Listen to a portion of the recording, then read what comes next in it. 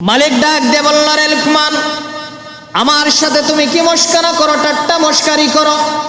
তোমাকে বললাম সবচাইতে উৎকৃষ্টতম দুইটা অঙ্গ প্রত্যঙ্গ আমার সামনে এনে হাজির করো। তুমি জিহ্বা এবং কলিজা আমার সামনে এনে হাজির করলে। আবার বললাম সবচাইতে নিকৃষ্টতম দুইটা জিনিস আমার সামনে এনে হাজির করো। উৎকৃষ্ট এবং নিকৃষ্ট দুইবার দুই জায়গাতে তুমি জিহ্বা এবং কলিজা এনে আমার সামনে হাজির করলে, বুঝলাম না। লোকমান হাকিম ডাক দিয়ে বললেন, মালিক, এই বকরির মধ্যে সবচাইতে উৎকৃষ্টতম জিনিস হলো জিহ্বা। কারণ এই পৃথিবীর মধ্যে যত মানুষ যত অন্যায় অবিচার কুকর্ম করে, সবচাইতে বেশি তার জিহ্বা ব্যবহার হয়। এজন্য লোকমান হাকিম বলেন, এই বকরির মধ্যে সবচাইতে উৎকৃষ্টতম জিনিস হলো জিহ্বা। আরবের প্রবাদ আছে যে মানুষ মানুষকে যদি মুখ দিয়ে জিহ্বা দিয়ে যদি আঘাত দেয়, সেই আঘাত মানুষের মরণ পর্যন্ত স্মরণ থাকে।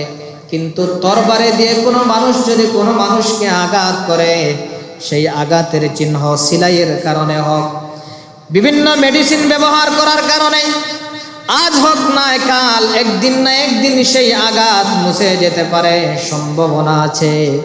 কিন্তু কোনো মানুষকে যদি আপনি জিহ্বা দিয়ে জবান দিয়ে যদি আপনি আঘাত দেন, তাহলে সেই আঘাত তার মৃত্যু পর্যন্ত স্মরণ থাকে। এমন হয় মানুষ এই আঘাত পাওয়ার কারণে যে মানুষ আঘাত দিয়েছে, তার জানাজা নামাজে পর্যন্ত মানুষ যায় না। মুসলমান ভাইরা, আমার নবীজি বলেন, প্রকৃত মুসলমান হলো ওই ব্যক্তি, আল মুসলিমু, প্রকৃত মুসলমান হলো ওই ব্যক্তি, মান সালিমাল মুসলিমুনা, যে যার কাছ থেকে আরেকজন মুসলমান নিরাপদ থাকে। মিন লিসানিহি, প্রথম হলো জিহ্বা থেকে, ওয়ায়াদিহি, দুই নম্বর হলো তার অঙ্গ প্রত্যঙ্গ থেকে। ওয়াল মুহাজিরু মান হাজারা মা নাহাল্লাহু আনহু, আর প্রকৃত মুহাজির হলো ওই ব্যক্তি যে আল্লাহর হুকুম মতো সে শরীয়ত বিরোধী কাজগুলো সে তরক করে, বর্জন করে। সুবহানাল্লাহ। এই লুকমান হাকিম নবী ছিলেন না, কিন্তু এত জ্ঞানী ছিলেন। পয়গম্বর আইয়ুব আলাইহিস সালাতু ওয়াস সালামের জামানার পর থেকে পয়গম্বর দাউদ আলাইহিস সালাতু ওয়াস সালামের আগ পর্যন্ত এই লুকমান হাকিম তিনি ওই জামানার মুফতি এবং কাজী ছিলেন। যখন দাউদ আলাইহিস সালাতু ওয়াস সালাম চলে আসলেন, তখন লুকমান হাকিম বলেন, এখন যেহেতু দুনিয়ার মধ্যে নবী এসে গেছেন, নবীদের সামনে আর কোনো ধরনের মাসআলা মাসাইল চলে না। উলফত মে বরাবর কে ওফা হো কে জফা হো, উলফত মে বরাবর কে ওফা হো কে জফা হো, हर चीज में लज्जत है अगर दिल में मज़ा हो, हर चीज में लज्जत है अगर दिल में मज़ा हो, मकबूल तो है शाज़ है काबिल तो बहुत है, मकबूल तो है शाज़ है काबिल तो बहुत है ना के मानंदे तो नहीं दिल तो बहुत है ना के मानंदे तो नहीं दिल तो बहुत है। ذاق طعم الإيمان من رضي بالله ربا وبالإسلام دينا وبمحمد صلى الله عليه وسلم رسولا।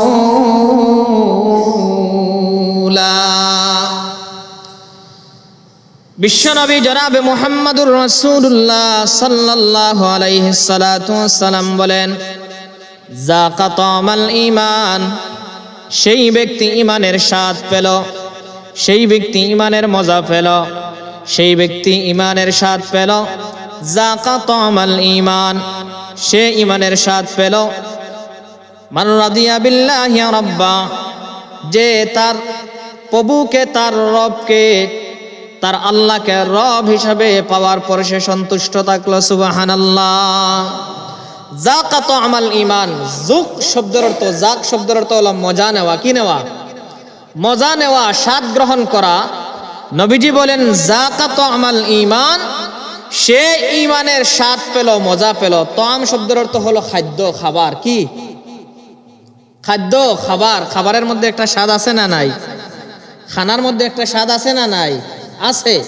এজন্য নবীজি বলেন যাকা তা'মাল ঈমান, সে ঈমানের স্বাদ পেল। মান রাজিয়া বিল্লাহি রাব্বা, যে তার আল্লাহকে রব হিসাবে পেয়ে সে সন্তুষ্ট থাকলো। সুবহানাল্লাহ। এখন আপনারা বলেন, কোন মানুষ যদি আল্লাহকে পাওয়ার পর, রব হিসাবে পাওয়ার পর যদি তার মন যদি সন্তুষ্ট থাকে না, তার কলব যদি সন্তুষ্ট থাকে না, এই মানুষ নামাজ পড়লে সে মজা পাইবেনি।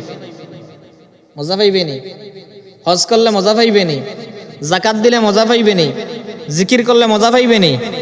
পাইবে না। কারণ সে তো মূলত তার আল্লাহকে রব হিসাবে পাওয়ার পর সে সন্তুষ্ট থাকে নাই। এরপরে নবীজি বলেন যাকা তা'মাল ঈমান মান রাজিয়া বিল্লাহি রাব্বা ওয়া বিল ইসলামি দীনা, ইসলামকে সে জীবন ব্যবস্থা পেয়ে, ইসলামকে তার জীবনের গাইডলাইন হিসাবে পেয়ে সে যদি সন্তুষ্ট থাকে, তাহলে ওই মুসলমান সে ঈমান আনার পর দুর্গা পূজায় গিয়ে সে দুর্গা পূজার সাথে সে হাত মিলাইতে পারে না। জোরে কোন ঠিক কিনা? এজন্য নবীজি বলেন, ও আমার উম্মতেরা, আল্লাহকে পাওয়ার পর যদি সন্তুষ্ট থাকো, তাহলে তোমার নামাজ পড়তে মজা লাগবে, রোজা রাখতে মজা লাগবে, হজ করতে মজা লাগবে, যাকাত দিতে মজা লাগবে। এরপরে ইসলাম ধর্ম গ্রহণ করার পর যদি তোমার অন্তরের মধ্যে যদি শান্তি লাগে, তুমি যদি বুঝো যে ইসলাম ধর্ম ছাড়া এই দুনিয়ার মধ্যে আর আল্লাহর কাছে মনোনীত কোনো ধর্ম নাই, তাহলে এই ধর্মের উপর তুমি অটল এবং অবিচল থাকবে। দুনিয়ার কোনো স্বার্থের কারণে এই ধর্ম তুমি কখনো বিসর্জন দিতে পারবে না। ঠিক কি না? এজন্য আল্লাহ রাব্বুল আলামিন বলেন, وَمَن يَبْتَغِ غَيْرَ الْإِسْلَامِ دِينًا فَلَن يُقْبَلَ مِنْهُ وَهُوَ فِي الْآخِرَةِ مِنَ الْخَاسِرِينَ। وَمَن يَبْتَغِ غَيْرَ الْإِسْلَامِ دِينًا, যারা ইসলাম ধর্ম ব্যতীত অন্য কোন ধর্ম কি করে? অন্বেষণ করে, তালাশ করে।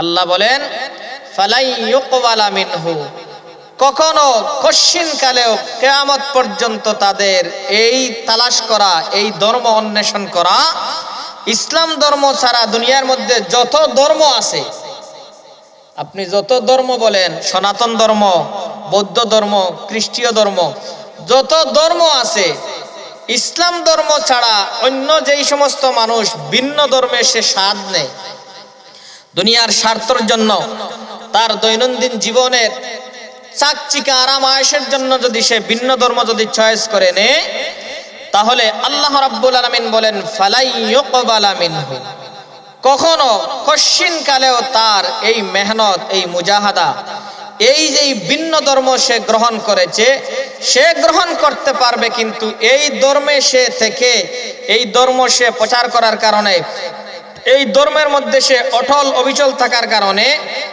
এই ধর্মর রীতিনীতি এগুলো পালন করার কারণে সে কিয়ামতের দিন আল্লাহর কাছ থেকে কোনো অনুদান, আল্লাহর কাছ থেকে কোনো উজর, আল্লাহর কাছ থেকে কোনো প্রতিদান পাবে না। কারণ আল্লাহ বলেন ফালাই ইউকবালা মিনহু, তার এই মেহনত, তার এই মুজাহাদা, তার এই ধর্ম পালন, ইসলাম ধর্ম ছাড়া আরো যত ধর্ম দুনিয়াতে আছে, ইসলাম ধর্ম ছাড়া ভিন্ন ধর্মের যদি অনুসারী সে হয়, দুনিয়ার মধ্যে মেহনত করতে পারে, দুনিয়ার মধ্যে সে দান সদকা করতে পারে, দুনিয়ার মধ্যে সামাজিক কাজ করতে পারে, এর ফল আল্লাহ তাআলা তাকে দুনিয়ার মধ্যে দিয়ে দিবেন, কিন্তু কিয়ামতের দিন পরকালে আল্লাহর কাছ থেকে এর বিনিময় কোনো কিছু পাবে না। আল্লাহ বলেন ফালাই ইউকবালা মিনহু ওয়া হুয়া ফিল আখিরাতি মিনাল খাসিরিন, কিয়ামতের দিন হাসরের ময়দানে সে আল্লাহর কাছে একেবারে ক্ষতিগ্রস্ত হবে। নাউজুবিল্লাহ। এজন্য মুহতারাম হাজিরিন, আমরা এখানে যারা এসেছি আমরা সবাই কি, জোরে কোন সন্দেহ আছে না? আমরা সবাই কি মুসলমান? আরো জোরে আওয়াজ দিয়ে এখন আমরা সবাই কি মুসলমান? কারণ আমাদের জাতির পিতা ইব্রাহিম আলাইহিস সালাতু ওয়াস সালাম আমাদের নাম রেখে দিয়ে গিয়েছেন। আপনাদের এই এলাকায়, আপনাদের এই অঞ্চলের সন্তান যখন হয় তখন নাম কে রাখে? নাম রাখে কে? সবার শেষে যে যতই নাম রাখো, বাবা যে নামটা রাখে এই নামের আলাদা কি থাকে? প্রভাব থাকে। সবার শেষে বলা হয় না, তার বাবা এই নামটা রাখছে। নানা বাড়ির মানুষ এক নাম রাখে, ফুফু এক নাম রাখে, খালা এক নাম রাখে, কিন্তু শেষ পর্যন্ত বাবা যেই নাম রাখেন সেই নামের উপর সবাই কি থাকে? একমত থাকে। যেরকম ঠিক কিনা? এজন্য ইব্রাহিম আলাইহিস সালাতু ওয়াস সালাম আমাদের নাম রেখে দিয়ে গেছেন মিল্লাতা আবিকুম ইব্রাহিম। আমাদের জাতির পিতা যিনি, তার নাম কি? যেরকম জাতির পিতা ইব্রাহিম আলাইহিস সালাতু ওয়াস সালাম, মুসলিম জাতির পিতা ইব্রাহিম আলাইহিস সালাতু ওয়াস সালাম। আল্লাহ রাব্বুল আলামিন বলেন মিল্লাতা আবিকুম ইব্রাহিম, আর আমরা হলাম ইব্রাহিম আলাইহিস সালাতু ওয়াস সালামের মিল্লতের উপর প্রতিষ্ঠিত। সুবহানাল্লাহ। হুয়া সাম্মাকুমুল মুসলিমিন, আর আমাদের নাম দুনিয়ার কোনো মানুষ আমাদের নাম দেয় নাই, দুনিয়ার সাধারণ কোনো মানুষ আমাদের নাম দেয় নাই। আমাদের জাতির পিতা ইব্রাহিম আলাইহিস সালাতু ওয়াস সালাম আল্লাহ রাব্বুল আলামিনের কাছে দোয়া করেছেন, আর আল্লাহ রাব্বুল আলামিন ওই নবীর মাধ্যমে ইব্রাহিম আলাইহিস সালাতু ওয়াস সালামের মাধ্যমে আমাদের নাম দিয়েছেন মুসলমান। সুবহানাল্লাহ। আমাদের পরিচয় কি? মুসলমান না বাঙালি? জোরে কোন? এটা বলতে পারেন যে বাংলাদেশি মুসলমান। দেশ হিসাবে আমাদের পরিচয় হলো আমরা বাংলাদেশি, কিন্তু জাতি হিসাবে আমরা হলাম মুসলিম জাতি। কোন জাতি? জোরে কোন? জাতি হিসাবে আমরা কোন জাতি? মুসলিম জাতি। এই পরিচয়, এই আত্মমর্যাদা যদি আমার থাকে, আমার যদি এই বিশ্বাস যদি থাকে যে আমি একজন মুসলমান, তাহলে আমার দ্বারা কখনো দুর্গা পূজার শুভেচ্ছা জানানো সম্ভব হবে না। জোরে কোন ঠিক কিনা? যে কোনো জিনিসের শুভেচ্ছা জানানো, এটা হলো তার সেই জিনিসকে সমর্থন করা। আর মানুষ যে কোনো জিনিস সমর্থন করে সেটা মুখ দিয়া করে না, অন্তর দিয়ে করা লাগে। যেরকম ঠিক কিনা? তো সম্মানিত উপস্থিতি, আল্লাহ রসুল বলেন যে যাকাত আমাল ঈমান, সে ঈমানের স্বাদ পেল, মজা পেল।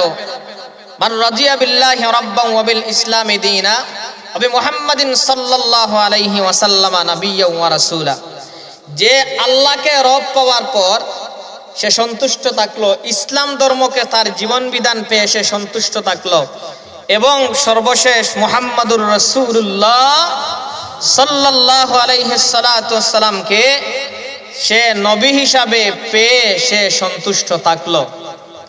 এই তিনটা আত্মবিশ্বাস যদি তার থাকে, তার যদি মনের মধ্যে যদি শান্তি যদি থাকে, তাহলে এই মানুষ মুসলমান হওয়ার পরে আর ভিন্ন ধর্মে গিয়ে সে হাত মিলানো, আর ভিন্ন ধর্মের মানুষের সাথে কানাকানি আর ঘুষাঘুষি করা তার জন্য কি হয় না?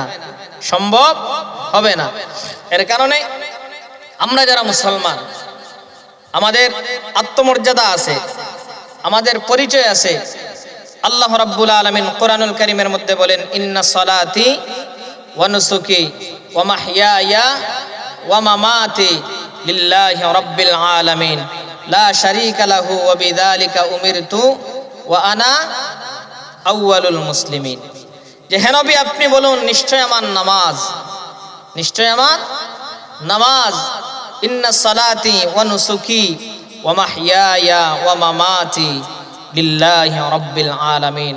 আমার নামাজ, আমার কুরবানি, আমার জীবন, আমার মরণ সব কার জন্য? জোরে কোন কার জন্য? লা শারীকা লাহু ওয়া বিযালিকা উমিরতু ওয়া আনা আউয়ালুল মুসলিমিন। আর আমি যেই আল্লাহর ইবাদত করি, এই আল্লাহর কোনো কি নাই? জোরে কোন?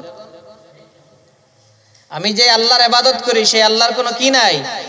শরীক নাই। লা শারীকা লাহু ওয়া বিযালিকা উমিরতু ওয়া আনা আউয়ালুল মুসলিমিন। আর আমি হলাম একজন মুসলমান। সুবহানাল্লাহ। আমি হলাম একজন কি? মুসলমান। তো সম্মানিত উপস্থিতি, আমি আপনাদের সামনে সূরাতুল লুকমানের 11 এবং 12 নম্বর আয়াতে কারিমা তিলাওয়াত করেছি। কোরআনুল কারীমের 22 নম্বর পারার মধ্যে আল্লাহ রাব্বুল আলামিন যেই সূরাটি নাজিল করেছেন সূরাতুল লুকমান, মুফাসসিরিনে কেরামগণের মতে এই সূরাটা মক্কি জিন্দেগির মধ্যে নবীজির নবুয়তের পর জীবন ছিল দুইটা, একটা ছিল মক্কি আর একটা হলো মদনী। নবীজি যেই সময় মক্কার মধ্যে ছিলেন, এই মক্কাতে থাকা অবস্থায় এই সূরাটা নাজিল হয়েছে। এই হযরতে আব্দুল্লাহ ইবনে আব্বাস রাদিয়াল্লাহু তাআলা আনহু থেকে একটি বর্ণনা আছে যে 4টা আয়াত ব্যতীত বাকি যতটা আয়াত আছে এই সবগুলো আয়াত নবী আলাইহিস সালাতু ওয়াস সালাম যেই সময় মক্কার মধ্যে ছিলেন সেই সময় এই সূরাটা নাজিল হয়েছে। সুবহানাল্লাহ। এই সূরাটার নামকরণ করা হয়েছে সূরাতুল লুকমান হিসাবে। কোরআনুল কারীমের বিভিন্ন সূরা আছে, দেখবেন বিভিন্ন নামে পরিচিত, যেমন সূরাতুল কাউসার, সূরাতুল ফিল, সূরাতুল ইয়াসিন, সূরাতুল বাকারা, বিভিন্ন সূরা আছে, বিভিন্ন সূরার নামও আছে। আল্লাহ রাব্বুল আলামিন যে কোরআনুল কারীমের সূরাগুলোর যে নামকরণ করেছেন, এই নামকরণ করেছেন এই সূরা থেকে একটা শব্দ চয়ন করে। সুবহানাল্লাহ। এই সূরার মধ্যে যে শব্দগুলো আছে এখান থেকে একটা শব্দ নিয়ে এই সূরাগুলোর কি করেছেন, নামকরণ করেছেন। যেমন সূরাতুল লাহাব, তাব্বাত ইয়াদা, এখানের মধ্যে আবুল আহাবের নামে নামকরণ করা হয়েছে। এরপরে সূরাতুন নাসর, প্রত্যেকটা সূরা দেখবেন ডাইরেক্ট হোক অথবা ইনডাইরেক্ট হোক একটা শব্দের দিকে ইঙ্গিত করে আল্লাহ রাব্বুল আলামিন নামকরণ করেছেন। সূরাতুল লুকমান এই সূরার 11 নম্বর আয়াতে কারিমার মধ্যে 12 নম্বর আয়াতে কারিমার মধ্যে আল্লাহ রাব্বুল আলামিন বলেন, ওয়ালাকাদ আতাইনা লুকমানাল হিকমা। লুকমান নামে আল্লাহ রাব্বুল আলামিন এখানে একটা শব্দ চয়ন করেছেন।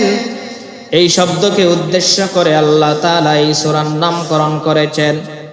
মুফাসসিরিনে কেরামগণ বলেন এই সূরাটা সূরাতুল লুকমানের মধ্যে একটা দুইটা নয় 34টা আয়াত আছে। সুবহানাল্লাহ। কয়টা আয়াত আছে? 34টা আয়াত। এর মধ্যে থেকে আমরা মাত্র 2টা আয়াত নিয়ে আলোচনা করব। সূরাতুল লুকমানের মধ্যে 4টা রুকু আছে এবং সূরাতুল লুকমানের মধ্যে 748টা বাক্য আছে, জুমলা আছে। সূরাতুল লুকমানের মধ্যে একটা দুইটা নয় অক্ষর হিসাবে 2110টি অক্ষর আছে। সুবহানাল্লাহ। কয়টা অক্ষর? 2110টি অক্ষর। কোরআনুল কারীমের একটা অক্ষর যদি কেউ তিলাওয়াত করে তাহলে একটা অক্ষর তিলাওয়াত করলে 10টা নেকি আমল নামার মধ্যে যিনি দেন তিনি কে? জোরে কোন তিনি কে? মুসলমান ভাইরা রে আমার, এই যে সূরাতুল লুকমান নামে নামকরণ করা হয়েছে, আসুন আমরা এই ব্যক্তিটা সম্পর্কে একটু আমরা জেনে নেই। লুকমান এমন একজন মানুষ ছিলেন, মহাজ্ঞানী মানুষ ছিলেন। সমস্ত মুফাসসিরিনে কেরামগণ একমত, শুধুমাত্র সাহাবায়ে কেরামদের মধ্যে ইকরামা রাদিয়াল্লাহু তাআলা আনহু বলেন যে লুকমান আলাইহিস সালাতু ওয়াস সালাম তিনি নবী ছিলেন। আর সমস্ত মুফাসসিরিনে কেরাম আব্দুল্লাহ ইবনে আব্বাস পর্যন্ত সবাই বলেন যে লুকমান হাকিম তিনি নবী ছিলেন না, লুকমান হাকিম একজন জ্ঞানী মানুষ ছিলেন। সুবহানাল্লাহ। ইকরামা যে মতটা বর্ণনা করেছেন, মুফাসসিরিনে কেরামগণ বলেন এই মতটা হলো দুর্বল। কি? দুর্বল মত। এজন্য সর্বসম্মতিক্রমে লুকমান হাকিম একজন জ্ঞানী মানুষ ছিলেন। সুবহানাল্লাহ।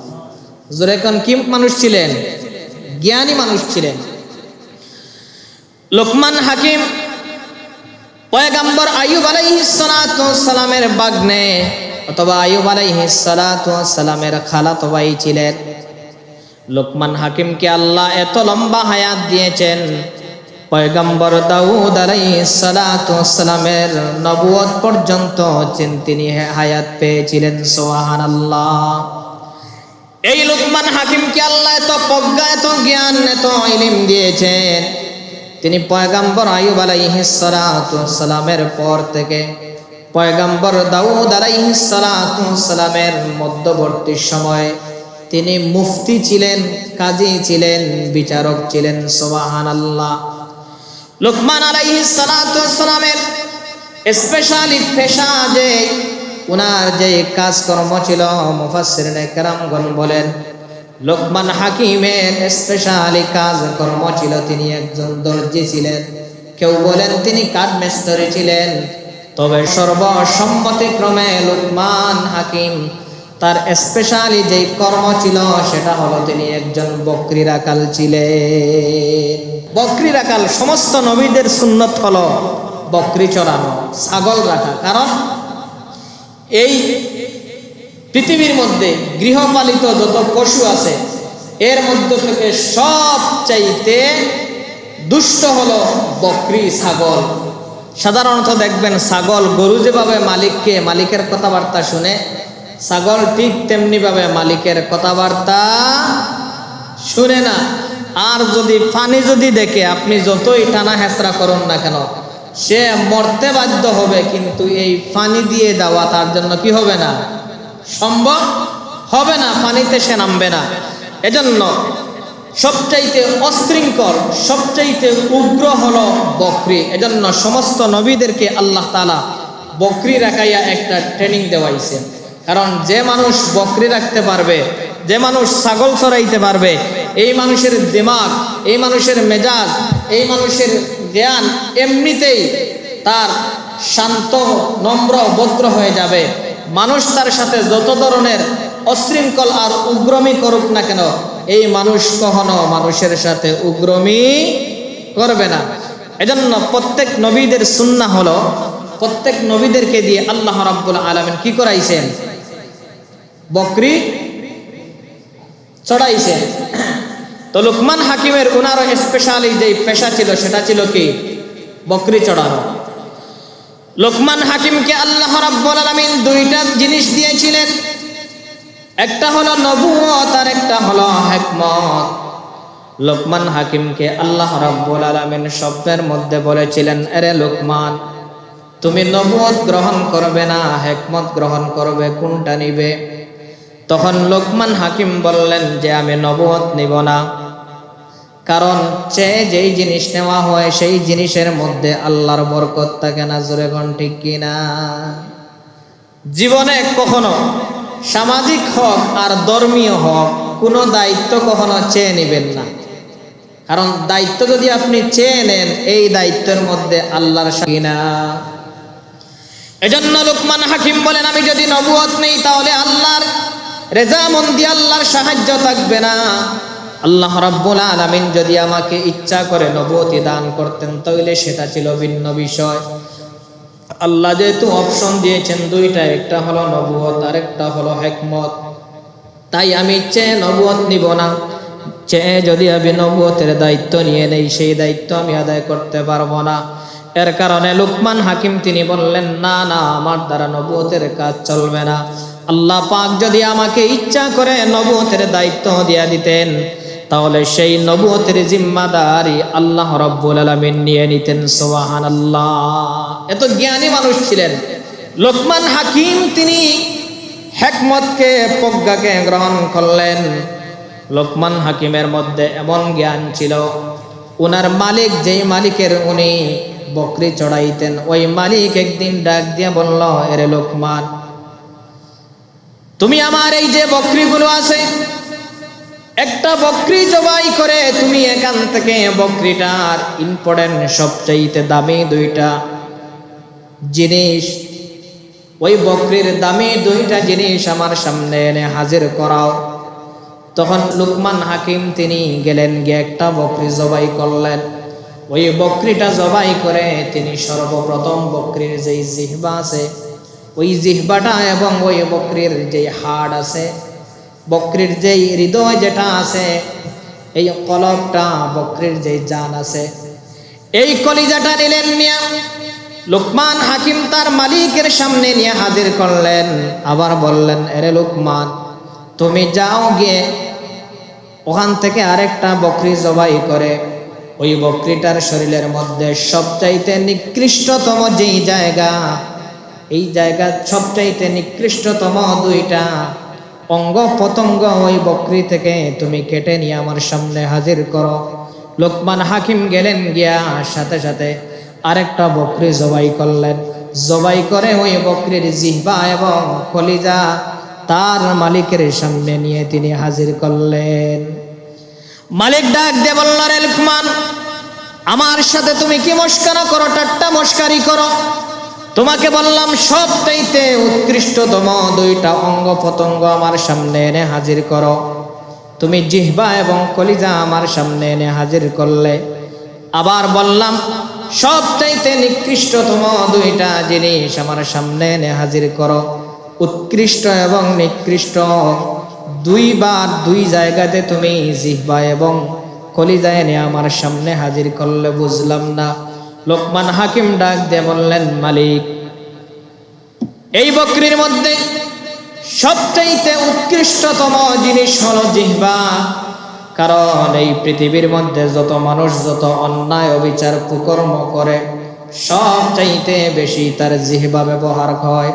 এজন্য আল্লাহ নবী বিশ্ব নবী বলেন, মাইয়াজমাল্লি মা বাইনা লিহিয়াইহি ওয়া মা বাইনা ফাখিযাইহি আজমাল্লাহুল জান্নাহ। নবীজি বলেন, যে ব্যক্তি দুইটা জিনিসের জিম্মাদারি নিবে, দুইটা জিনিসের দায়িত্ব নিবে, আমি বিশ্ব নবী তার জান্নাতের দায়িত্ব নিয়ে নিব। সুবহানাল্লাহ। এটা কি হালকা কথা, সামান্য কথা, না অনেক বড় কথা? নবীজি বলেন, যে দুইটা জিনিসের দায়িত্ব নিয়ে নিবে তার জান্নাতে যাওয়ার দায়িত্ব আমি নবীজি নিয়ে নিব। আপনারা বলুন তো, জান্নাতে দেওয়ার মালিক কে? আরো জোরে কোন কে? আল্লাহ রাব্বুল আলামিন যদি জান্নাতে দেওয়ার মালিক হন, তাহলে নবীজি কিভাবে বললেন যে জান্নাতে নেওয়ার দায়িত্ব আমি নিয়ে নিব? আল্লাহর নবী এই কথা বুঝাইতে চান, মানুষ জান্নাত থেকে দূরে থাকবে যে দুইটা জিনিসের কারণে। এর মধ্য থেকে এই দুইটা জিনিস যদি সে জিম্মাদারি নিয়ে নেয়, তাহলে আমি বিশ্ব নবী তার জান্নাতের জিম্মাদারি নিয়ে নিব। এরপরে নবীজি বলেন, মা বাইনা লিহিয়াইহি ওয়া মা বাইনা ফাখিযাইহি, দুইটা জিনিস হলো এই যে দুইটা ঠোঁট, এই দুই ঠোঁটের মধ্যখানে যেই জিহ্বা আছে, এই জিহ্বাটা। দুই নম্বর হলো দুইটা রানের মধ্যখানে যেই লজ্জাস্থান আছে, এই দুইটা জিনিসের হেফাজতের জিম্মাদারি যেই মুসলমান নিয়ে নিবে, নবী আলাইহিস সালাতু ওয়াস সালাম বলেন, তার জান্নাতে যাওয়ার সার্টিফিকেট, সে জান্নাতে যে যাবে এই জিম্মাদারি আমি নবীজি নিয়ে নিলাম। সুবহানাল্লাহ। এজন্য লোকমান হাকিম বলেন, এই বকরির মধ্যে সবচেয়ে উৎকৃষ্টতম জিনিস হলো জিহ্বা। আরবের প্রবাদ আছে যে মানুষ মানুষকে যদি মুখ দিয়ে জিহ্বা দিয়ে যদি আঘাত দেয়, সেই আঘাত মানুষের মরণ পর্যন্ত স্মরণ থাকে। কিন্তু তরবারে দিয়ে কোনো মানুষ যদি কোনো মানুষকে আঘাত করে, সেই আঘাতের চিহ্ন সিলাইয়ের কারণে হোক, বিভিন্ন মেডিসিন ব্যবহার করার কারণে, আজ হোক না কাল, একদিন না একদিন সেই আঘাত মুছে যেতে পারে, সম্ভাবনা আছে। কিন্তু কোনো মানুষকে যদি আপনি জিহ্বা দিয়ে জবান দিয়ে যদি আপনি আঘাত দেন, তাহলে সেই আঘাত তার মৃত্যু পর্যন্ত স্মরণ থাকে। এমন হয় মানুষ এই আঘাত পাওয়ার কারণে যে মানুষ আঘাত দিয়েছে তার জানাজা নামাজে পর্যন্ত মানুষ যায় না। আছে না নাই? মানুষ বলে এই মানুষটা আমাকে বড় আঘাত দিয়েছে, কষ্ট দিয়েছে, এর সাথে আমার বড় ফ্রেন্ডশিপ ছিল, বন্ধুত্ব ছিল, আমার অন্তরের মধ্যে বড় কষ্ট দিয়েছে, সদমা দিয়েছে, এজন্য সে আজকে মারা গেছে, আমার অন্তরের মধ্যে কষ্ট লাগতেছে, আমি তার জানাজার নামাজে যেতে পারবো না। আমি যদি তার জানাজার নামাজে যাই, তাহলে আমার ওই আঘাতটা আবার স্মরণ হয়ে যাবে। আর আঘাতটা যদি স্মরণ হয়ে যায়, আমার অন্তর থেকে অটোমেটিক তার উপরে বদুয়া চলে আসবে। নাউজুবিল্লাহ। এজন্য কবি বলেন, তরবারির আঘাত একদিন না একদিন টুডেন টুমরো, আজ না হয় কাল তরবারির আঘাত মিশে যেতে পারে। কিন্তু কোনো মানুষ যদি কোনো মানুষকে জিহ্বা দিয়ে আঘাত দেয়, জবান দিয়ে আঘাত দেয়, সেই জবানের আঘাত কিয়ামত পর্যন্ত, মৃত্যুর আগ পর্যন্ত বান্দার অন্তর থেকে দূর হয় না। এর কারণ নবীজি বলেন, মাইয়াজমাল্লি মা বাইনা লিহিয়াইহি ওয়া মা বাইনা ফাখিদাইহি আজমাল্লাহুল জান্নাহ। ও আমার উম্মতেরা, তোমরা যদি দুইটা জিনিসের জিম্মাদারি নিতে পারো, আমি বিশ্ব নবী বলে দেই শোনো, তোমাদের জান্নাতে যাওয়ার জিম্মাদারি আমি বিশ্ব নবী নিয়ে নিলাম। সুবহানাল্লাহ। শুধু তা না, নবীজি বলেন, আল মুসলিমু মান সালিমাল মুসলিমুনা মিন লিসানিহি ওয়া ইয়াদি। আল্লাহ নবী বলেন, প্রকৃত মুসলমান হলো ওই ব্যক্তি, আল মুসলিমু মান সালিমাল মুসলিমুনা মিন লিসানিহি ওয়া ইয়াদি। প্রকৃত মুসলমান হলো ওই ব্যক্তি যার জবান এবং যার হাত থেকে অপর একজন মুসলমান নিরাপদ থাকে। সুবহানাল্লাহ। আমরা এখানে যারা উপস্থিত আছি, বলেন তো, জিহ্বা আমার কথা শুনেনি, আমার জিহ্বা আমার নিয়ন্ত্রণে থাকেনি। বাজারের সার স্টেলে গেলে দেখবেন যে আমার জিহ্বা এত এলোপাতাড়ি হয়ে যায়, মনে হয় যেন এই জিহ্বার মালিক বাজার থেকে খরিদ করেছি। মুসলমান ভাইরা, আমার নবীজি বলেন, প্রকৃত মুসলমান হলো ওই ব্যক্তি, আল মুসলিমু, প্রকৃত মুসলমান হলো ওই ব্যক্তি, মান সালিমাল মুসলিমুনা, যে যার কাছ থেকে আরেকজন মুসলমান নিরাপদ থাকে, মিন লিসানিহি, প্রথম হলো জিহ্বা থেকে, ওয়া ইয়াদিহি, দুই নম্বর হলো তার অঙ্গ প্রত্যঙ্গ থেকে, ওয়াল মুহাজিরু মান হাজারা মা নাহাল্লাহু আনহু, আর প্রকৃত মুহাজির হলো ওই ব্যক্তি যে আল্লাহর হুকুম মতো সে শরীয়ত বিরোধী কাজগুলো সে তরক করে, বর্জন করে। সুবহানাল্লাহ। এই লুকমান হাকিম নবী ছিলেন না, কিন্তু এত জ্ঞানী ছিলেন। পয়গম্বর আইয়ুব আলাইহিস সালাতু ওয়াস সালামের জামানার পর থেকে পয়গম্বর দাউদ আলাইহিস সালাতু ওয়াস সালামের আগ পর্যন্ত এই লুকমান হাকিম তিনি ওই জামানার মুফতি এবং কাজী ছিলেন। যখন আইয়ুব আলাইহিস দাউদ আলাইহিস সালাতু ওয়াস সালাম চলে আসলেন, তখন লুকমান হাকিম বলেন, এখন যেহেতু দুনিয়ার মধ্যে নবী এসে গেছেন, নবীদের সামনে আর কোনো ধরনের মাসআলা মাসাইল চলে না। নবীদের সম্মান আছে না নাই? একটু জোরে এখন আছে না নাই? ও আমার মুসলমান ভাইরা রে, কিন্তু আজকে দেখা যায় নবীদের এই পবিত্র কাজ নবুয়তিকে বাংলাদেশের সাংবাদিক যারা আছে, অনেক সময় এই সাংবাদিকদেরকে আমরা সাংবাদিক বলি না, সাংঘাতিক বলি। কি বলি? সাংঘাতিক।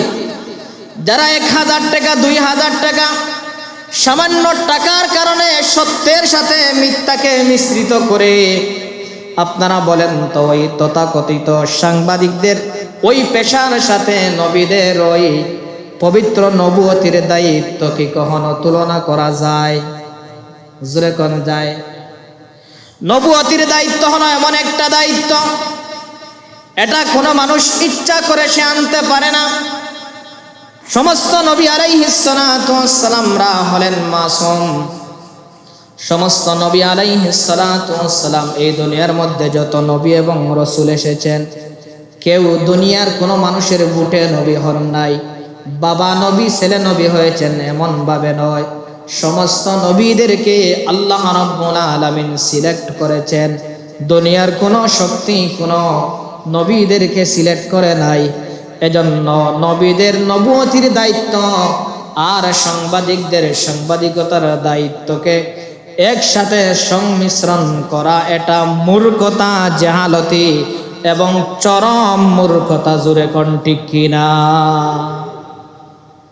নবীদের নবুয়তি আর সাংবাদিকের সাংবাদিকতা, সাংবাদিকের কাছে যদি আপনি 1000 খানিক টাকা যদি দিয়ে দেন, দেখবেন আপনার যে সংবাদ প্রচার করবে, আসমান আর জমিনের মধ্যে যেভাবে পার্থক্য, এভাবে দেখবেন এমনভাবে সংবাদ প্রচার করবে যেই কাজের সাথে আপনার আদৌ কোনো মিল নাই।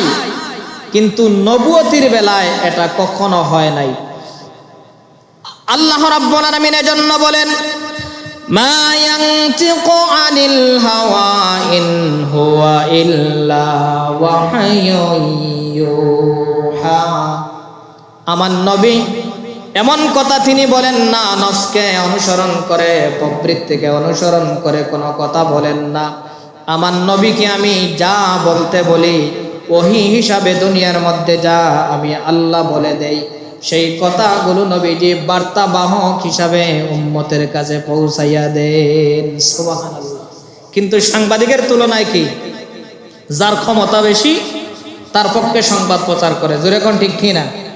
যার দাপট বেশি তার পক্ষে সংবাদ কি করে প্রচার করে, যার টাকা পয়সা বেশি, যার দল ক্ষমতায় থাকে তার পক্ষে সবসময় কি করে, সংবাদ প্রচার করে। কিন্তু দেখা যায় আজকে তথাকথিত ইসলামী আলোচক, আপনারা তো বললে বলবেন যে হুজুর, হুজুর হয়ে আপনি হুজুরের বিরুদ্ধে কথা বলেন, এগুলো হলো আত্মসমালোচনা, কারণ এর মাধ্যমে মানুষের ঈমান বিনষ্ট হয়ে যায়। বাংলাদেশের একজন ফেমাস বক্তা আমির হামজা, নাম কি? জোরে কোন, আরো জোরে। যিনি ভার্সিটির মাল বলে নিজেকে অনেক সময় কি করেন, সম্বোধন করেন এবং গর্ব করেন যে আমি হলাম ভার্সিটির মাল। কিসের মাল? ভার্সিটির মাল। এর কারণে আজকে সাংবাদিকের সাথে নবীদের তুলনা দেয় আর বলে নবীদের চাইতে সাংবাদিকদের সম্মান আরো বেশি। নাউজুবিল্লাহ। জোরে বলবেন না নাউজুবিল্লাহ? আপনারা বলেন তো, নবীদের সম্মান আকাশচুম্বী সম্মান। এই দুনিয়ার মধ্যে যত চিজ ও আসবাব আছে, যত সৃষ্টি আছে, সমস্ত সৃষ্টি যদি আপনি এক জায়গায় যদি একত্রিত করেন, নবী আলাইহিমুসসালামের সম্মানের সাথে কখনো কশ্চিনকালে কোনো জিনিসের তুলনা করা সম্ভব হবে না। এই সমস্ত মূর্খতা, এই সমস্ত জাহালতি, এই সমস্ত অজ্ঞতা হলো একমাত্র নেককার কোনো আল্লাহর ওলিদের সোহবতে না গিয়ে, নেককার বড় বড় উলামায়ে কেরামদের কাছে না গিয়া, কুরআন না শিখে ভার্সিটি থেকে কুরআন শিখার কারণে এই মুসিবতে আজকে পাইছে। জোরে কোন ঠিক কিনা? ভার্সিটি থেকে কুরআন শিখলে সাংবাদিকদের সাংবাদিকতা আর নবীদের পেশার সাথে তুলনা করে, আর মাদ্রাসা থেকে কোরআন হাদিস শিখলে কার কোন মর্যাদা। আপনারা বলেন তো, বাবার সাথে ছেলের কি তুলনা হতে পারেনি? তুলনা হতে পারেনি। যার যেই মাকাম, যার যেই স্থান, সেই স্থান, সেই মর্যাদা, সেটা দেওয়া হলো ইসলামের ক্ষেত্রে ইনসাফ করা। কি করা? ইনসাফ করা। আজকের এই জুমা থেকে ওই বক্তাকে বা বক্তার অনুসারী যারা আছেন, এখানে হয়তো দুই একজন থাকতে পারেন, এটা হলো আত্মসমালোচনা। আপনার যদি মনে যদি কষ্ট লাগে সেটা দেখার এবং সেই ব্যাপারে আমার করার কিছু নাই, এটা হলো আমার দায়িত্ব। এই বক্তাকে উদ্দেশ্য করে বলবো, অতি শীঘ্রই উনি যেন উনার এই কথাটা এক্সপান্স করেন, এই কথাটা উজ্জ্ব করে উনি যেন নিঃশর্তভাবে নবীজির শানে যেই বেয়াদবি করেছেন, মুস্তাকে রাসূল হিসাবে উনি যেন নিঃস্বার্থভাবে যেন উনি ক্ষমা চান। জোরে কোন ঠিক কিনা? আর জোরে কোন ঠিক কিনা? যদি তিনি ক্ষমা না চান তাহলে এই দেশের মধ্যে আমরা তার বিরুদ্ধে হোক এবং যারা নবী আলাইহিস সালাতু ওয়াস সালাম সহ নবীদের শানে যারা অতর্কিতভাবে কথাবার্তা বলে, লাগামহীন কথাবার্তা বলে, এদের বিরুদ্ধে আমরা দুর্বার আন্দোলন করব। আপনারা জানেন, আমরা নবীদের শানে যখন কোনো কেউ কটূক্তি করেছে, লতিফ সিদ্দিকী থেকে নিয়ে, যেই সময় আওয়ামী লীগ সরকারের আমলে আওয়ামী লীগের বিরুদ্ধে কথাবার্তা বলা ছিল অনেক কষ্ট করে, সেই সময় আমরা আন্দোলন করেছি। এই আমির হামজা উনি যে কথাবার্তা বলেছেন নবীদের শানে, উনি অনেক সময় অনেক কথাবার্তা বলেছেন, সেগুলো আমরা অনেক সময় মাফ করে দিয়েছি। কিন্তু নবীর ব্যাপারে, নবীর শানে বেয়াদবি করলে সেই জায়গায় কোনো মায়ানাস হয় না, কোনো ধরনের মাফ হয় না। জোরে কোন ঠিক কিনা? এজন্য আল্লাহ রাব্বুল আলামিন সূরাতুল লাহাবের মধ্যে আল্লাহ রাব্বুল আলামিন বলেন, মুফাসসিরিনে কেরামগণ বলেন, যখন আবু লাহাবের ছেলে উতবা এবং উতাইবা আল্লাহর রাসূলের জামার মধ্যে ধরে টান দিল, তখন আল্লাহ রাব্বুল আলামিন আয়াত নাজিল করে বললেন, তাব্বাত ইয়াদা আবি লাহাবিন ওয়া তাব মা আগনা আনহু মালুহু ওয়া মা কাসাব। ইয়া রাসূলুল্লাহ, ইয়া হাবিবাল্লাহ, আবু লাহাবের ছেলে, তার সন্তানাদি কোনো কাজে আসবে না। সে মনে করতেছে তার সন্তান বেশি, আপনার বিরুদ্ধে তার সন্তান লেলাইয়া দিবে। ইয়া রাসূলুল্লাহ, আপনি ধৈর্য ধরুন, আমাকে যদি কেউ গালি দেয় তাহলে আমার কষ্ট লাগে না, কিন্তু আপনার বিরুদ্ধে যদি কেউ কথা বলে, এই উতবা এবং উতাইবা সে আপনার বিরুদ্ধে, তারা আপনার বিরুদ্ধে কথাবার্তা বলেছে, আপনার অন্তরের মধ্যে সদমা লেগেছে, আপনার অন্তরের মধ্যে কষ্ট লেগেছে, আমি আল্লাহ সেই কষ্টকে বরদাস্ত করব না। অতি শীঘ্রই দেখবেন এই উতাইবাকে এমনভাবে নিস্তেনাবুদ করব, এমনভাবে অপমানিত করব, এমনভাবে তাকে তার এই অপরাধের কারণে আমি আল্লাহ তার থেকে এমনভাবে প্রতিশোধ নিব, যেই প্রতিশোধ নিব আপনি, সেই প্রতিশোধ কোন প্রতিশোধ নিব আপনি কল্পনাও করতে পারবেন না। সুবহানাল্লাহ। এজন্য শাতেমে রাসূল যারা নবীজির শানে যারা বেয়াদবি করে, কথাবার্তায় হোক, আচার আচরণের মধ্যে হোক, কার্যকলাপের মধ্যে হোক, অতীতেই যারা বেয়াদবি করেছে তার ফলাফল পেয়েছে, এই বক্তাকে বলবো আল্লাহর গজব থেকে বাঁচার জন্য আপনিও নিঃশর্তভাবে আপনি আল্লাহর কাছে ক্ষমা চান, আল্লাহর কাছে আপনি তওবা করেন। নিঃসন্দেহে আল্লাহ রাব্বুল আলামিন আপনার এই তওবাকে আল্লাহ তাআলা ক্ষমা করে দিবেন। জোরে কোন ইনশাআল্লাহ। সম্মানিত উপস্থিতি, তো বলতেছিলাম যে নবীদের যেই পেশা যেটা, এটা হলো আল্লাহ প্রদত্ত পেশা। এজন্য লুকমান আলাইহিস সালাতু ওয়াস সালাম তিনি বলেন, আমি নবুয়তির দায়িত্ব নেই নাই, হিকমতের দায়িত্ব নিয়েই আমি প্রজ্ঞা নিয়েছি, আল্লাহ তাআলার কাছ থেকে আমি চেয়ে হিকমত নিয়েছি, জ্ঞান নিয়েছি। এই লুকমানকে আল্লাহ তাআলা এত জ্ঞান দিয়েছেন, জ্ঞানের কারণে উনি যেই সময় কোনো জায়গার মধ্যে নসিহত করতেন, ওয়াজ করতেন, বয়ান করতেন, তখন যাকে যাকে হাজার হাজার মানুষ গিয়ে ওনার নসিহত শুনতেন। সুবহানাল্লাহ। লোকমান হাকিম একদিন মাঠের মধ্যে বয়ান করতেছেন, নসিহত করতেছেন, তাকাইয়া দেখেন যে যাকে যাকে মানুষগুলো লোকমান হাকিমের বয়ান শুনতেছে। এই লোকমান হাকিমের আরেকজন সাথে ছিল, সেও লোকমান হাকিমের সাথে বকরি চড়াইতো। এখন সে তাকাইয়া দেখলো লোকমান হাকিম এমন ভাবে সে বয়ান করতেছে, নসিহত করতেছে, আর মানুষগুলো চাতক পাখির মতো তার মুখের দিকে তাকাইয়া আছে। ওই তার যে সাথে বকরি রাখাল দূর থেকে সে দেখতেছে আর আশ্চর্য হয়ে এভাবে তাকাইয়া আছে যে উনি কি লোকমান, আমি যেই লোকমানের সাথে বকরি চড়াইছি উনি কি সেই লোকমান না অন্য কেউ। ইতস্তাবুত করতে করতে তিনি এক সময় লুকমান হাকিমের কাছে গেলেন, গিয়ে লুকমান হাকিমকে সালাম করলেন আর বললেন, ও আল্লাহর বান্দা, আপনাকে একটা কথা আমি জিজ্ঞেস করব। লুকমান হাকিম যতই জ্ঞানী হোক না কেন, দেখবেন জ্ঞানী মানুষ যারা হয় এরা নম্র ভদ্র হয়। মানুষ যত জ্ঞানী হয় তত কি হয়? নম্র ভদ্র হয়। আর যেই মানুষের ভিতরে ইলিম আমল কম থাকে, এর ভিতরে অহংকার বেশি থাকে। সিলেটি ভাষায় কয়, খালি কলসে নড়ে বেশি, খালি কলসে নড়ে বেশি, বড়া কলসে কম নড়ে। বড়া কলস যখন হয় তখন এই কলস আর কি করে না, নড়ে না। লুকমান হাকিমকে উদ্দেশ্য করে যখন বললেন, ও আল্লাহর বান্দা, আপনি কি ওই লুকমান যেই লুকমানের সাথে আমি বকরি চড়াইছি? প্রথমে তিনি ইতস্ততা বোধ করতেছেন যে আমি কিভাবে তাকে প্রশ্ন করব। লুকমান হাকিম তার চেহারার দিকে তাকাইয়া বুঝলেন যে সে মনে হয় আমাকে কোনো জিনিস জিজ্ঞাসা করত। এজন্য তিনি আগ্রহী হয়ে বললেন, আপনি কি আমাকে কোনো জিনিস জিজ্ঞাসা করবেন বা কোনো কিছু জানার জন্য আপনার আগ্রহ আছে? তখন ওই লোকটা বলল, কিভাবে বলবো, আমি তো সাহস পাচ্ছি না।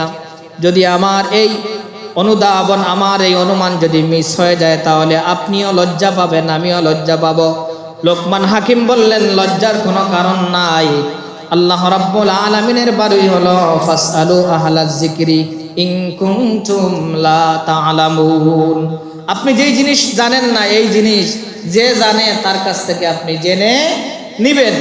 তখন লোকটা ডাক দিয়ে বলল, আচ্ছা, আমিও তো বকরি চড়াইছি, আমার সাথে আপনার মতো একজন কালো মানুষ, একজন গুলাম, একজন হাবজি মানুষ, আফ্রিকার একজন মানুষ ছিলেন। উনিও ওনার মালিকের কি বকরি চড়াইতেন। আমরা অনেক সময় গল্প গুজব করতাম। এখন আমি দূর থেকে দেখতেছি আমার যেই সাথী ছিল বকরি রাখাল, তার চেহারার সাথে আপনার চেহারার একটা মিল আছে। আপনি যদি মনে কিছু নেন না, তাহলে আপনি বলুন তো ওই মানুষটা কি আপনি? তখন লুকমান হাকিম হেসে দিলেন আর বললেন, ও আল্লাহর বান্দা, আমি সেই মানুষ যেই মানুষ আপনার সাথে বকরি চড়াইতাম। তখন তিনি বললেন, আমি তো এখনো বকরি রাখাল রইলাম, কিন্তু আপনি এই দেশের কাজী হয়ে গেলেন, মুফতি হয়ে গেলেন, আপনার আজকে বয়ান হাজার হাজার মানুষ শুনতেছে, আল্লাহ কিভাবে আপনাকে এত উপরে নিলেন?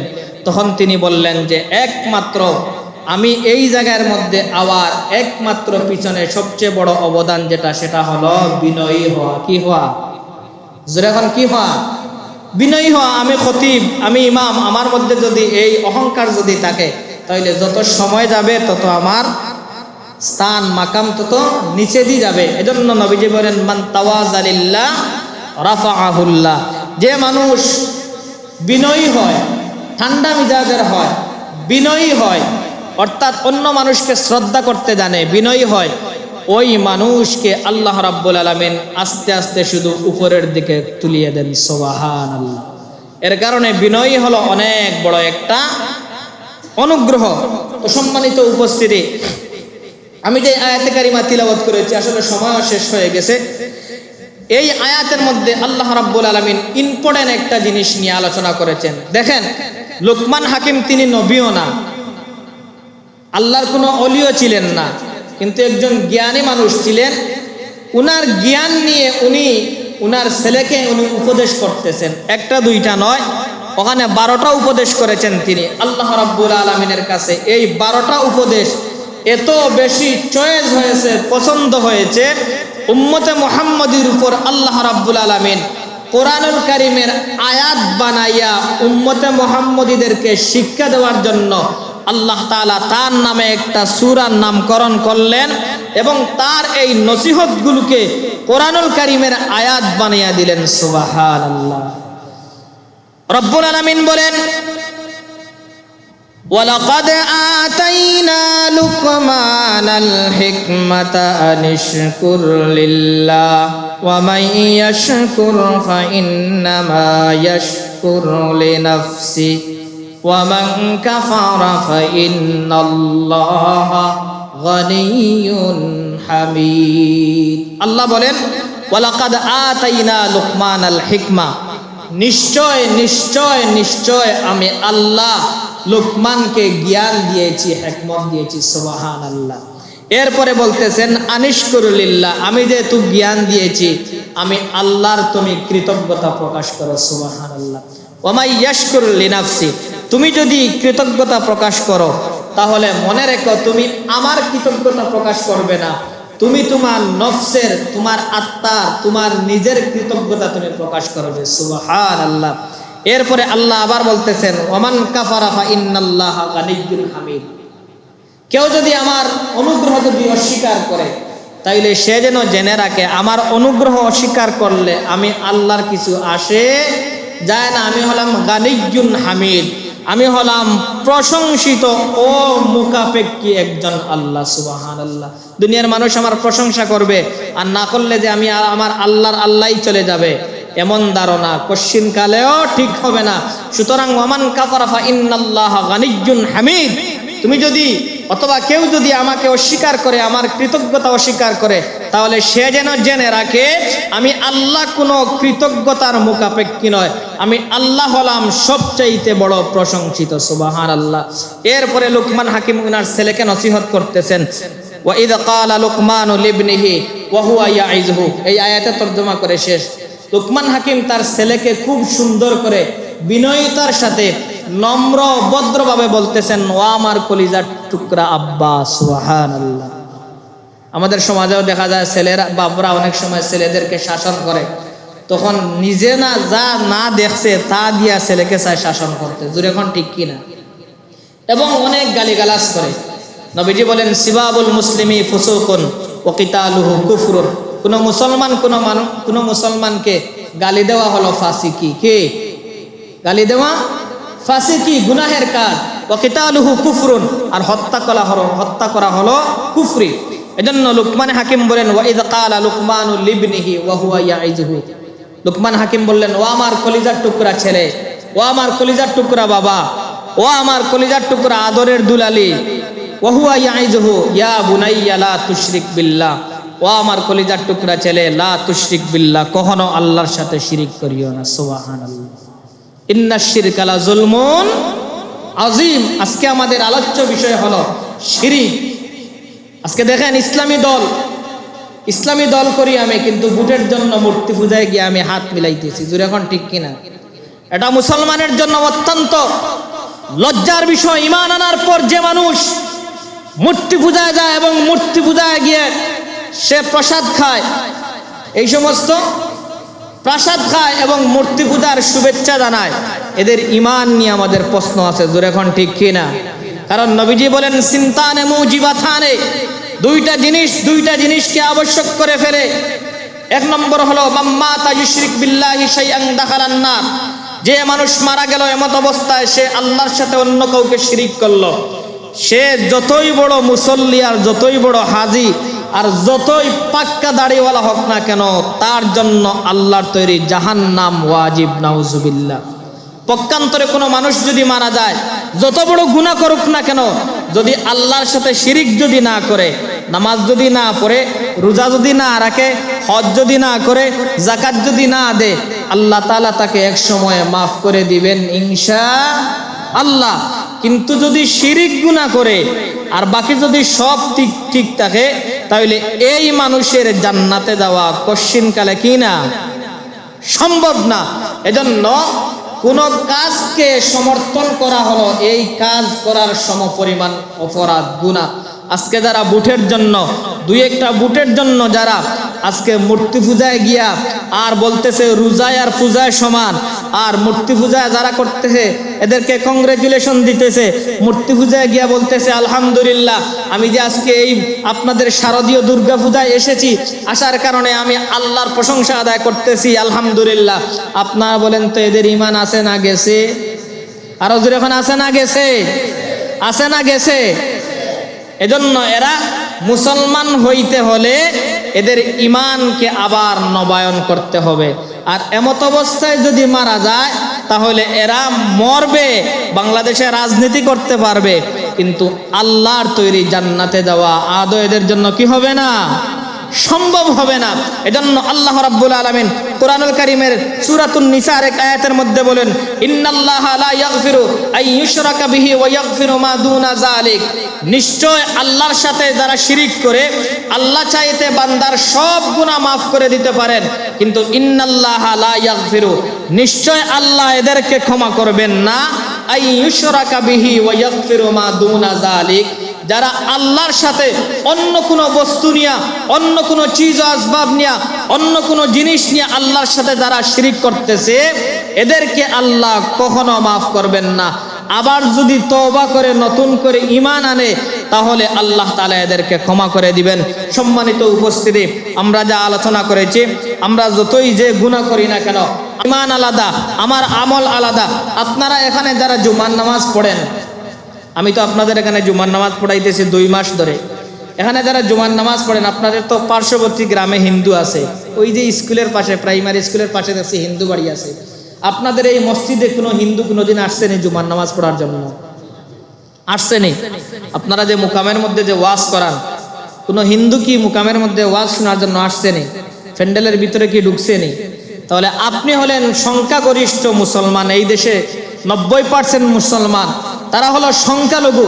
তাদের এই শারদীয় দুর্গা পূজার নিরাপত্তা দেওয়ার দায়িত্ব এই দেশের প্রশাসনের দায়িত্ব। আপনি কোন যুক্তিতে গিয়া তাদের শারদীয় দুর্গা পূজায় গিয়া আপনি তাদের সাথে মুসাফা করেন আর তাদেরকে কংগ্রেচুলেশন জানান, তাদেরকে স্বাগতম জানান, সংবর্ধনায় তাদেরকে শুভেচ্ছা জানান, আর বলেন যে দুর্গা পূজায় আসার কারণে আলহামদুলিল্লাহ আল্লাহর প্রশংসা করতেছি, আবার বলেন যে রোজায় আর পূজায় এক সমান, আপনাদের রোজা আর আমাদের পূজা এক সমান। আল্লাহর রাসূল বলেন যারা রোজা রাখে, রোজা রাখার কারণে এদের মুখের মধ্যে একটা দুর্গন্ধ আসে, আসে না আসে? সারাদিন মানুষ উপবাস থাকার কারণে মুখের মধ্যে একটা কি আসে, দুর্গন্ধ আসে। নবীজি বলেন যে এই দুর্গন্ধটা হয়তো তোমার কাছে দুর্গন্ধ লাগতে পারে, কিন্তু আল্লাহর কাছে এই দুর্গন্ধটা মেশকে আম্বরের সুঘ্রাণের চাইতে আরো বেশি ঘ্রাণিত হয়। সুবহানাল্লাহ। আর যেই শিরিকের ব্যাপারে আল্লাহ রাব্বুল আলামিন বারবার মানুষকে কি করেছেন, সতর্ক করেছেন যে যতই গুনাহ করো শিরিক করিও না, যতই অপরাধ করো শিরিক করিও না, যতই নামাজ ছাড়ো শিরিক করিও না, যতই পাপ করো আমি আল্লাহর সাথে অংশীদার করিও না, আমি আল্লাহ অংশীদারিত্ব ভালোবাসি না, আমি আল্লাহ অংশীদারিত্ব ভালোবাসি না। আল্লাহ বলতেছেন তুমি শিরিক করিও না, আর আপনি বলতেছেন আমি দুর্গা পূজা আসার কারণে আলহামদুলিল্লাহ আল্লাহর প্রশংসা করতেছি। আল্লাহ বলতেছেন কি আর আপনি করতেছেন কি? আল্লাহ বলতেছেন শিরিক করিও না, আর আপনি বলতেছেন শিরিকের শুভেচ্ছা। বলুন তো আপনার ঈমান আছে না গেছে? আরো যখন আছে না গেছে? এর কারণে মুসলমান ভাইরা, আমরা যে যা করি না কেন আমাদের পরিচয় হলো আমরা মুসলমান। হিন্দুর সাথে আমার বন্ধুত্ব থাকতে পারে, ব্যবসায়িক লেনদেন থাকতে পারে, সামাজিকতা থাকতে পারে, এজন্য তার শারদীয় দুর্গা পূজায়, তার কালী পূজায়, তার বিভিন্ন পূজায় গিয়ে আমি আত্মসমর্পণ করতে পারি না। আত্মসমর্পণ করা, শুভেচ্ছা জানানো, সেই কাজকে সমর্থন করা আর কাজ করা একই কথা। জোরে এখন ঠিক কিনা?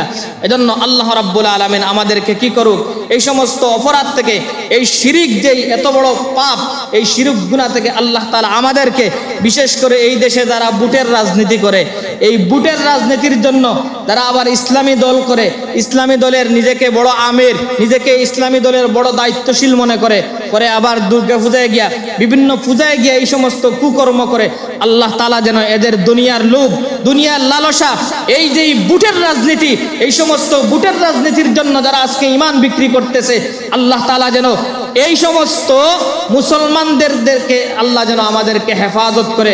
বিশ্বাস করুন, এদেরকে নিয়ে আজকে আমরা এত লজ্জিত, এদের কারণে আজকে মুসলমানদেরকে হিন্দুরা এত খারাপ ভাষায় তারা গালিগুলাজ করতেছে আর বলতেছে যে এদের ঈমান গেছে কই, এদের তো ওয়াজে, এদের তো ধর্মীয় কোনো রীতিনীতিতে আমরা যাই না, এরা কোন যুক্তিতে এরা আমাদের পূজার মধ্যে আসে। এদের কারণে আজকে আমাদের আত্মমর্যাদা, আমাদের সম্মান আজকে একেবারে মাটির সাথে, পায়ের সাথে মিলে গেছে। আল্লাহ তাআলা এদেরকেও হেদায়েত করুক আর আমাদেরকে ঈমানের উপর অচল অবিচল থাকার তৌফিক দান করুক।